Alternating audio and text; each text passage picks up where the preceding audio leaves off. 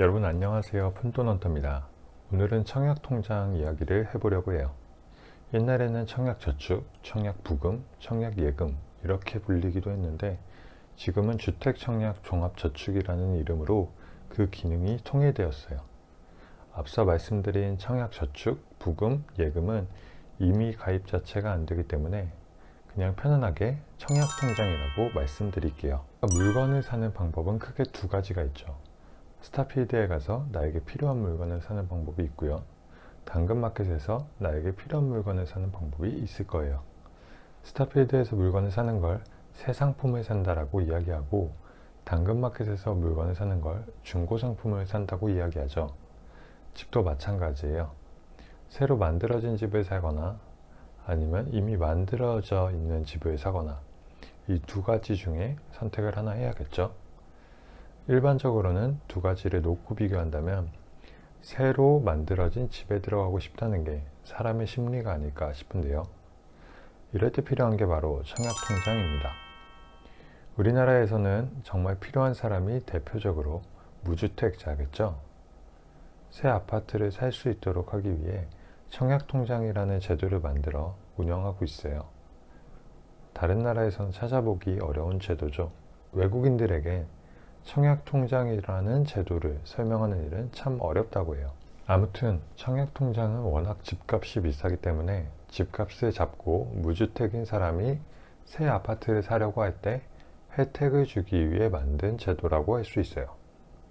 구축 아파트, 앞서 말씀드린 것처럼 중고 아파트를 사겠다고 했을 때에는 이 통장이 필요하진 않습니다. 그런데 사람 일이란 모르잖아요. 해둔다고 나쁜 일은 없겠죠? 장단점을 논하지 말고 그냥 하면 좋은 거라고 생각하시면 좋겠어요. 예를 들어 동네 시세가 10억이라고 했을 때 청약통장을 통해 당첨이 되면 6억에 살 수 있게 됩니다. 부동산 전문가들에 따르면 파격적이라고 보여지는 이런 청약 분양가가 얼마나 오래 갈 수 있을지 의문을 표하기도 한다는데요. 아무튼 이런 파격적인 혜택 아닌 혜택으로 인해 많은 사람들이 청약에 몰려드는 거죠. 그러다 보니 너도 나도 하기 때문에 당첨이 쉽지 않은 것이 문제라고 할 수는 있겠습니다. 대한민국 인구수 중 2,800만 명이 청약통장에 가입되어 있다고 해요. 비율로 치면 54% 정도죠. 1순위가 되면 청약을 넣기가 좋은데 가입 후 2년 경과 납입 인정 금액이 지역별 예치 금액 이상인 경우가 1순위가 됩니다. 상세한 내용은 청약 공지를 자세하게 확인해 주시는 게 좋겠고요.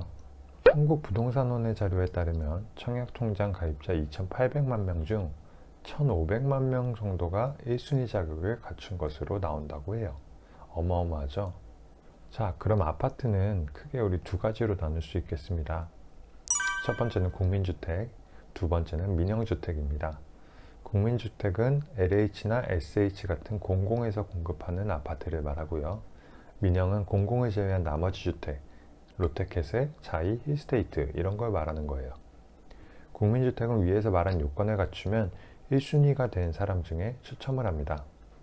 민영주택은 크게 두 가지 방식으로 나눌 수 있는데요. 첫째는 추첨, 둘째는 가점이에요. 가점은 크게 또 세 가지로 나뉘게 되는데 첫 번째 부양가족수, 두 번째 무주택기간, 청약통장 납입기간 이렇게 세 가지로 나눌 수 있어요. 부양가족수는 누구를 많이 데리고 사냐의 문제라고 할 수 있죠. 최소 3년 이상은 같이 살아야 해요. 갑자기 먼 친척을 전입시켜 놓는다고 해서 해결할 수 있는 문제가 아니죠. 무주택기간은 미혼의 경우 30세부터 산정해요. 결혼을 한 경우에는 1년에 2점씩 플러스가 됩니다. 다음은 청약통장 납입기간인데요. 청약통장을 얼마나 오래 가입했냐가 또 중요한 요소가 되겠습니다. 15년 이상이 되면 만점인데 1년이 될 때마다 1점씩 늘어난다고 생각하시면 되겠어요. 국민주택 청약 기준에 따르면 월 10만원, 월 1회 이렇게 납입 인정을 해주고 있어요. 그래서 주변에 10만원씩 넣으라는 이야기를 들어보신 적이 있을 거예요. 다른 유튜브에서도 마찬가지고요. 바로 국민주택 청약 기준 때문에 그런 건데요. 그렇기 때문에 월 10만원씩 꾸준하게 납입하는 것이 필요하다고 할 수 있어요. 그런데 이 청약저축은 무주택 세대주에 대해 연 240만원까지 40% 소득공제를 제공하고 있습니다. 그래서 내가 소득공제가 필요하다면 본인의 선택에 따라서 월 20만 원씩 넣는 것도 나쁘진 않을 것 같아요. 그래서 꼭 10만 원만이 답은 아니다. 이 점 말씀드리고요. 자녀가 있다면 미리 가입해 두는 것도 방법이 될 수 있어요. 통장에 쌓여서 이자로 주는 거니까 꾸준하게 넣어주면 좋습니다. 물론 미성년자라고 100% 혜택이 있는 건 아닙니다만 국민주택 청약 시 미성년자가 가입 후 가입일로부터 성년에 이르기까지 납입 횟수가 24회를 초과하면 24회 납입한 것으로 인정해 줍니다. 민영주택의 경우 가입기간이 2년 이상이면 2년, 2년 미만이면 해당 기간에 적용하여 가입일로부터 적립된 총액을 예치금으로 인정하죠. 그렇기 때문에 굳이 갓난아기에게 청약통장을 넣어줄 필요는 없고 24회, 그러니까 2년 정도를 채워주는 것이 중요하다고 할 수 있겠어요. 가입 자격은 국민인 개인이나 외국인 거주자도 가능하고 전 금융기관을 통틀어 1인 1계좌만 만들 수 있어요. 납입 금액은 2만 원에서부터 50만 원까지 10원 단위로 자유롭게 납입이 가능하고 저축기간은 청약통장으로 입주자에 선정된 날까지 가능합니다. 가입은 시중은행에서 할 수 있는데요. 주택도시기금 수탁 업무처인 은행에서만 가능합니다. 어차피 점수와 확률의 문제니까 특별한 요령은 없는 것 같은데요. 그럼에도 불구하고 확률을 나에게 가깝게 만들려는 다양한 노력이 있기는 한 것 같아요. 물론 가입을 아직 안 하셨다면 당장 월요일에 은행에 방문하여 만드시면 좋을 것 같고요. 코로나 때문에 은행 영업 시간이 변경된 곳들도 있다는 거 미리 체크해 두시면 좋겠어요. 그리고 청년들을 위한 청년 우대형 청약통장을 추가로 소개해 드려요. 정부는 2018년 청년 주거지원 방안의 하나로 청년 우대형 청약통장을 출시했는데요. 기존의 청약통장 기능은 그대로 유지하되 비과세 그리고 우대이율 혜택 등이 포함되어 있습니다. 첫 시작 때부터 가입 마감 날짜를 정해놨는데 사실은 2021년 12월 31일이 마지막이었는데요. 다행히도 2023년까지 2년 연장이 되었다고 해요. 물론 빨리 가입하는 게 더 좋겠죠. 청년 우대형 청약통장 가입을 위해선 세 가지 조건이 있습니다. 첫째는 연령, 둘째는 소득, 셋째는 주택 소유 여부입니다. 연령은 만 19세에서 만 34세 이하인데요. 특히 병역을 이행하신 분들은 병역기간을 최대 6년까지 인정해 준다고 해요. 소득은 소득이 있는 분으로 직전연도 소득이 3천만 원 이하인 근로소득, 사업소득, 기타소득까지도 인정이 된다고 합니다. 소득 기준은 2022년부터 3,600만 원으로 변경될 예정이에요.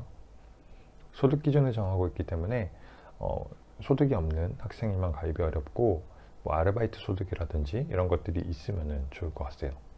주택의 경우 무주택인 세대주 그리고 무주택이면서 3년 이내 세대주가 될 예정인 사람 이렇게 가능할 것 같습니다. 청년 우대형 청약통장의 장점을 말씀을 드리면은 아무래도 청년들의 주거지원을 위해 만든 것이니만큼 우대금리의 혜택이 있어요. 최대 연 3.3%까지 우대금리를 적용받을 수 있는데요. 가입기간이 2년 이상인 경우부터 최대 10년까지 우대금리가 1.5%씩 추가로 적용된다는 점. 그리고 두 번째는 이자소득이 비과세 처리가 되는데요. 가입기간이 역시 2년을 넘어가면 이자소득 합계액 500만원, 원금 연 600만원 한도로 비과세 혜택을 적용해 준다고 해요. 세 번째는 소득공제입니다. 현 주택청약종합저축과 동일한데요. 무주택 세대주에 대해 연 240만원 한도로 40%까지 소득공제를 제공하고 있습니다. 가입 방법은 역시 주택청약종합저축과 동일하고 주택도시기금 수탁은행에 방문해서 신청하시면 됩니다. 자, 그런데 질문이 있어요. 청약통장은 전 금융기관을 통틀어 한 개밖에 만들지 못하죠. 그럼 주택청약종합저축에 이미 가입해 있는 사람은 어떻게 하냐는 질문이에요.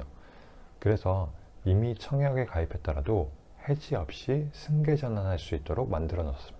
단 사전에 청약통장을 개설하고 전환 신청, 그러니까 승계 전환을 하기 위해서는 주택청약종합저축을 개설한 은행에 찾아가야 된다는 점을 기억해 주시면 좋을 것 같아요.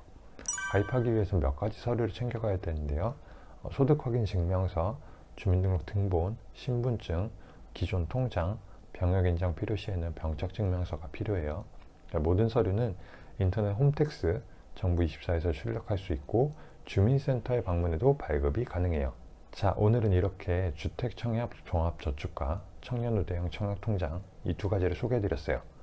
자, 여러분들 도움이 되셨다면 구독과 좋아요, 알림 설정 부탁드립니다. 행복한 하루 보내세요. 감사합니다.